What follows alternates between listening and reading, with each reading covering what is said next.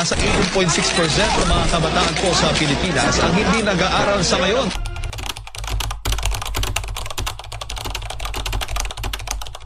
Sa bawat tahanan, sa bawat baryo, may pusong sabik matuto. Ang edukasyon ay hindi lang silid-aralan.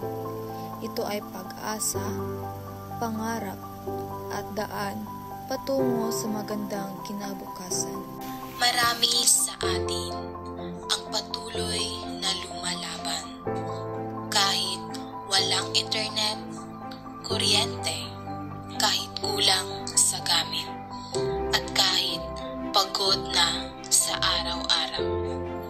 Ngunit sa likod ng bawat hirap, may tapang at pag-asa na hindi kailanman sumusuko.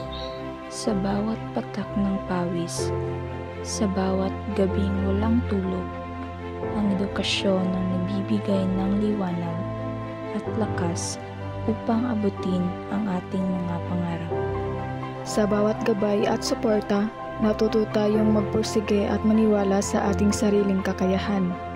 Ang edukasyon ay tulay na nag-uugnay sa ating pangarap at sa kinabukasan ng ating bayan. Sa bawat batang may pangarap, sa bawat kabataang nangangarap, huwag kang susuko. Sama-sama nating itaguyod ang edukasyon dahil ito ang tunay na yaman ng ating bansa.